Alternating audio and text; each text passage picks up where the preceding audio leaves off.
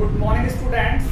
Class 10th के सभी छात्रों का मेरे YouTube चैनल पे स्वागत है। उम्मीद करता हूँ आपने मेरा चैनल सब्सक्राइब कर लिया होगा, और सब्सक्राइब कर लिया है तो आप प्लेलिस्ट में जाइए, चैनल की प्लेलिस्ट में, और प्लेलिस्ट में आपको इसी तरह की 7 पॉइंट्स मिलेंगी। 7 पॉइंट्स के साथ आपकी जो फर्स्ट फ्लाइट बुक है उसके 7 लेसन्स मिलेंगे सीरीज से, from 1st to 7th chapter, पहले से लेकर 7वें चैप्टर तक के लेसन मिलेंगे। साथ ही आपकी जो सप्लीमेंट्री बुक है फुटप्रिंट्स विदाउट फीट, उसके भी तकरीबन 4 से 5 लेसन आपको वहां पे मिलेंगे।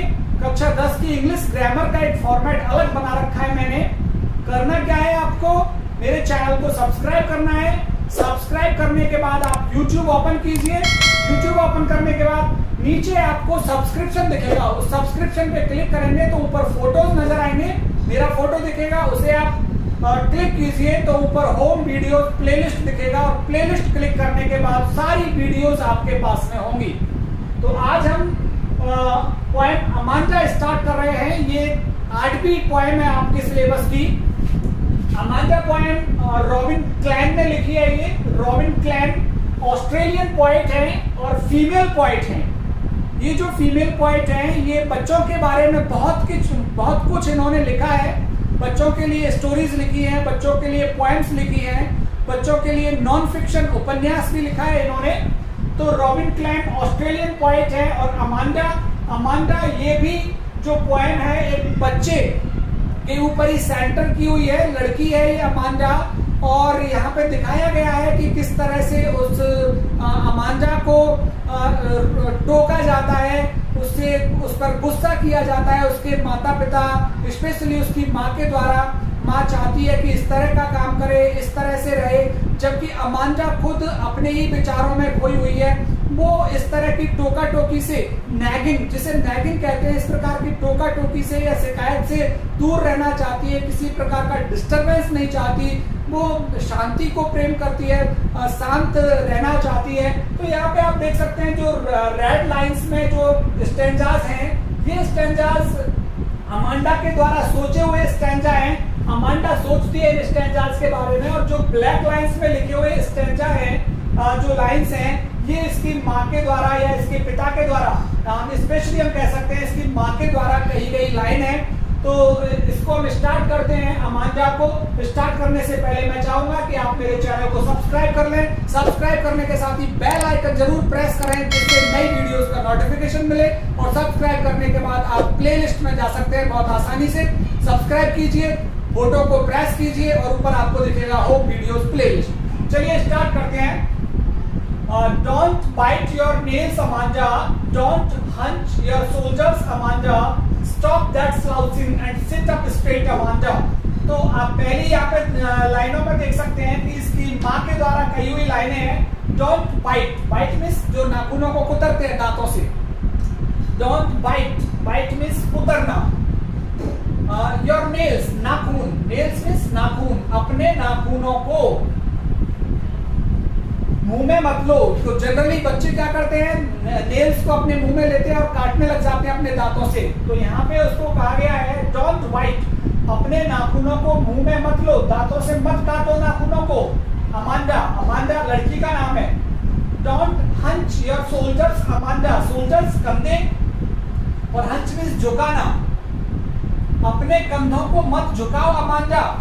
उसमें क्या है कि वो बैठी हुई है, कंधे इस तरह से सुस्त बैठी हुई है, कंधे झुके हुए हैं उसके, और कंधे झुके हुए हैं तो पीठ उसकी पीछे निकली हुई है, तो कंधे झुका करके बैठी है। तो उसकी माँ उससे कहती है don't hunch your shoulders. Shoulders means कंधे, कि अपने शोल्डर्स को झुका करके मत बैठो। स्टॉप दैट स्लाउचिंग, कि जिस तरह से, स्लाउचिंग मींस सुस्त, लेजी, जिस तरह से लेजी तुम बैठी हुई हो, जिस तरह से सुस्त बैठी हुई हो, उस पोस्चर में मत रहो। जिस स्थिति में तुम बैठी हो, सुस्त होकर के बैठी हो, कंधे आगे की ओर झुका करके बैठी हो, और कह रही है उसकी माँ सिट अप स्ट्रेट, बिल्कुल स्ट्रेट बैठो, सीधे, डिसिप्लिन होकर के, जैसे स्कूल्स में कहा जाता है स्ट्रेट रहो, सीधे होकर तन करके बैठो।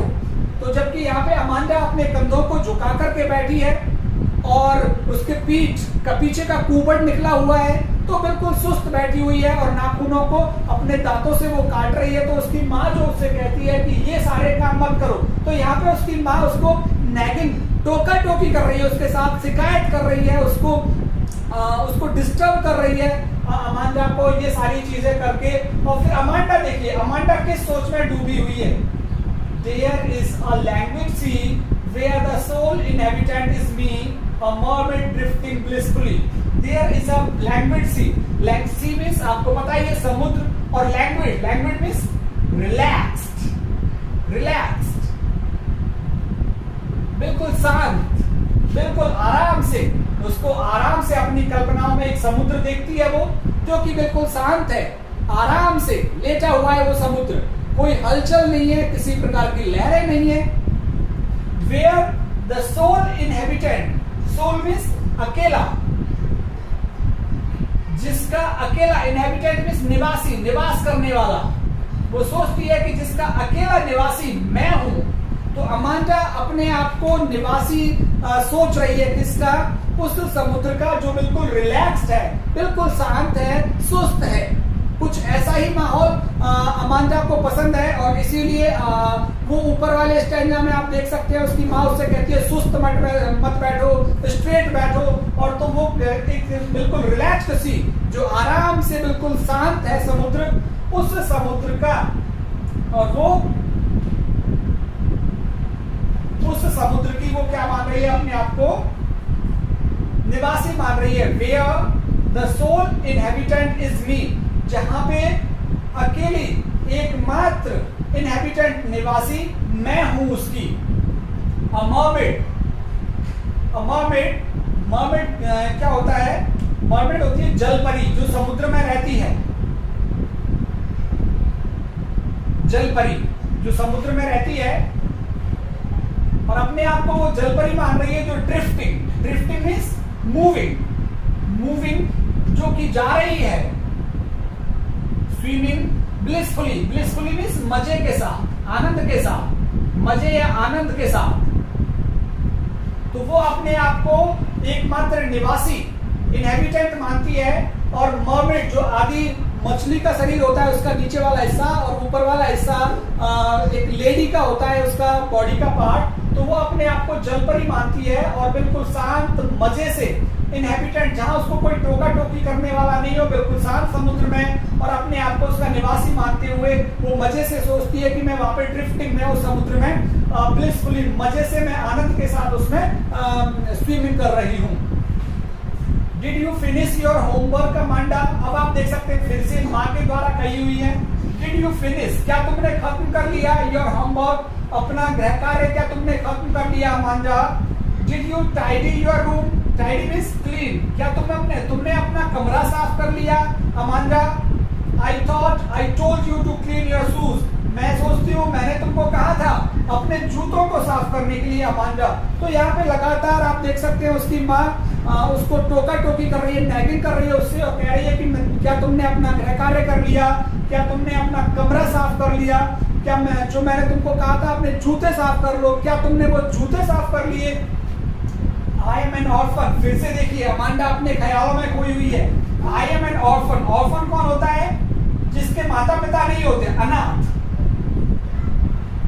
वो अपने आप को अनाथ इमेजिन करती है, बिना माता पिता के इमेजिन करती है वो। रोमिंग मीन्स घूमना, और जो घूमती है कल्पनाओं में।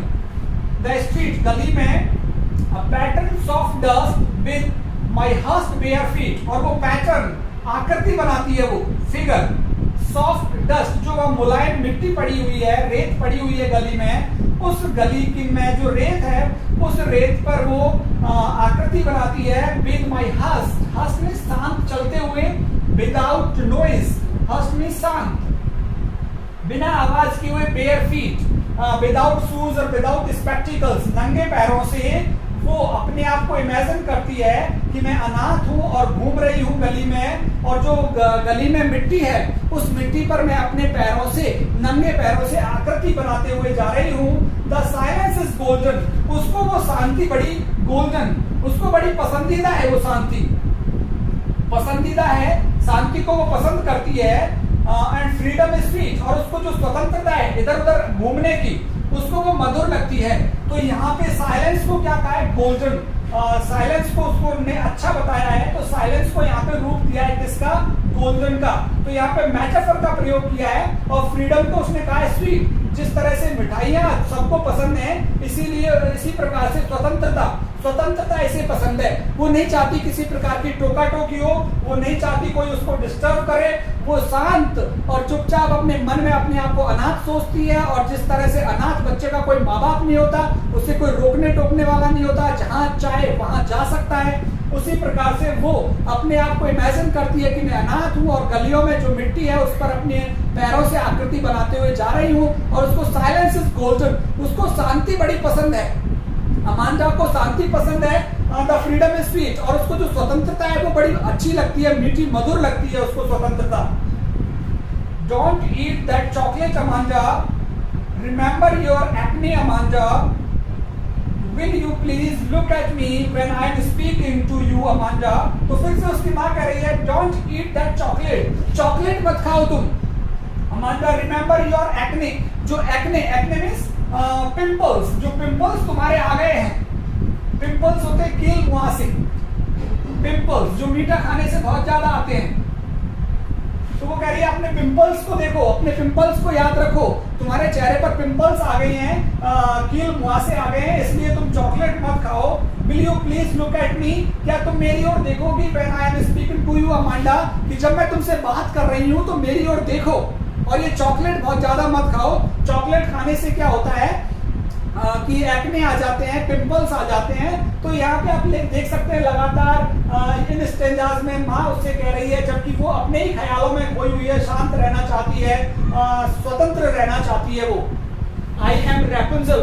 रैपुंजल की स्टोरी मैं आपको बताता हूँ। रैपुंजल एक राजकुमारी है, परियों की कथाओं में एक राजकुमारी है। इस राजकुमारी को एक टावर में, मीनार में बंद कर दिया था एक बिच, भूतनी ने।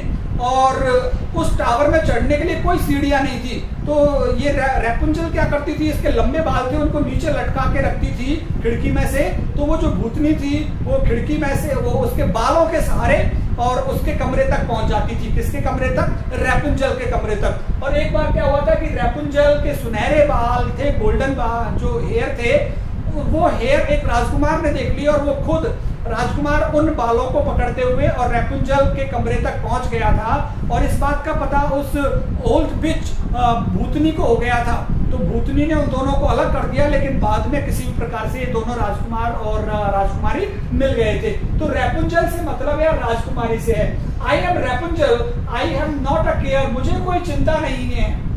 आई have not a care, life in a tower is trunkle and rare. जीवन, जो मेरा जीवन है टावर में, जिस मीनार में मैं हूँ, अपने आप को इमेजिन कर रही है, फिर से इमेजिन कर रही है कि जिस मीनार में, जिस भवन में मैं हूँ, वहां पे मुझे किसी प्रकार की चिंता नहीं है। ट्रंक्विल मींस शांत, मैं बड़े तसल्ली से, शांत और तसल्ली से मैं यहाँ रहती हूँ। एंड रेयर, और बहुत विशेष, रेयर मींस विशेष, और बहुत ही विशेष समय मैं यहाँ पे गुजारती हूँ अपना। रैपुंजल के जैसे रैपुंजल बिल्कुल शांत, अकेला, कोई डिस्टर्ब करने वाला नहीं है, वहां पे सिर्फ भूतनी रहती है और कोई नहीं। तो उसी प्रकार से वो अपने आप को इमेजिन कर रही है रैपुंजल के रूप में, जहां कोई भी उसको डिस्टर्ब करने नहीं आए और वो मस्त अपने शांति से बैठे अपने कमरे में। I will certainly never let down, मैं कभी भी, निश्चित ही कभी भी लेट डाउन, कभी भी नीचे नहीं गिराऊंगी। माई ब्राइट हेयर, मैं अपने चमकीले बालों को कभी भी नीचे नहीं गिराऊंगी। जिस तरह से परियों की कहानी में रैपुंजल अपने बालों को लटका लिया करती थी नीचे, और ओल्ड बिच उन बालों के सहारे चढ़ जाती थी उसके कमरे में, इसलिए वो कह रही है I will certainly never let down, मैं कभी भी नहीं गिराऊंगी। माई ब्राइट हेयर, मेरे चमकीले बालों को मैं नीचे कभी नहीं गिराऊंगी, जिससे कि कोई उनको पकड़कर ऊपर आ जाए और मेरी शांति को डिस्टर्ब करे। तो मैं बिल्कुल शांत रहना चाहती हूँ, जिस तरह से रैपुंजल अकेली रहती थी उसी तरह से। और रैपुंजल की शांति को तो भंग कर दिया जाता था ओल्ड बिच के द्वारा। मैं अपने बालों को भी नीचे नहीं गिराऊंगी, तो कोई ऊपर चढ़ के ही नहीं आएगा। Stop that sulking at once Amanda. Sulking means शिकायत करना, गुस्सा करना, गुस्सा करना, शिकायत करना, शिकायत। Stop that sulking at once Amanda. Amanda, तुम गुस्सा करना बंद करो, शिकायत करना बंद करो। You are always so moody, तुम हमेशा बहुत मूडी रहती हो। मूडी मीन्स इरिटेट, तुम हमेशा चिड़चिड़ी रहती हो। इरिटेट, तुम हमेशा चिड़चिड़ी रहती हो, झुंझलाहट में रहती हो, हमेशा गुस्से में रहती हो अमांडा। एनीवन वुड थिंक, हर कोई ये सोचेगा that I nag at you, कि मैं हमेशा तुम पे गुस्सा करती हूँ। उसकी माँ कह रही है कि हर कोई ये सोचेगा मैं हमेशा तुम पे गुस्सा करती हूँ, हमेशा तुम्हें शिकायत करती रहती हूँ, नैगिंग टोका टोकी करती रहती हूँ यू अमांडा। तो यहाँ पे लास्ट में आप देख सकते हैं वो अपनी बेटी से कह रही है कि तुम ये सारी कुछ चीजें करना बंद करो, चॉकलेट खाना बंद करो, ढंग से बैठो, होमवर्क करो, अपना कमरा साफ करो, ये मत करो, वो मत करो। जैसा कि अमूमन 10 से 15 साल के बच्चे या लड़की के साथ अपन शिकायत करते रहते हैं, इस तरह से मत बैठो, ऐसे मत जाओ, बाहर मत निकलो। उसी प्रकार से यहाँ पे एक माँ अपनी बेटी अमांडा को बार बार नैगिंग टोका टोकी कर रही है, और अमांडा अपने ही ख्यालों में व्यस्त है। वो शांत रहना चाहती है, रैपुंजल के जैसे अकेले रहना चाहती है, ऑर्फन के जैसे जिसे कोई टोके नहीं, मर्मेड जो कि अकेली रहती है पानी में और मजेदार तरीके से घूमती रहती है पानी में, इस तरह से अमांडा रहना चाहती है। तो ये आपकी पोएम है अमांडा। उम्मीद करता हूँ आपको पोएम पसंद आई होगी, और पसंद आई है तो आप मेरे चैनल को सब्सक्राइब कीजिए। सब्सक्राइब करने के साथ बेल आइकन जरूर प्रेस कीजिए, और हाँ, अपने दोस्तों के साथ जरूर शेयर कीजिए, जिससे कि मेरा ये चैनल ज्यादा अपने दोस्तों के पास पहुंचेगा और ज्यादा बच्चे मुझसे जुड़ सकेंगे और अपनी पढ़ाई को ऐसे समय में जहाँ कोरोना चल रहा है वहां ऐसे समय में अपनी पढ़ाई को कंटिन्यू कर सकेंगे। बहुत बहुत धन्यवाद आप सभी का।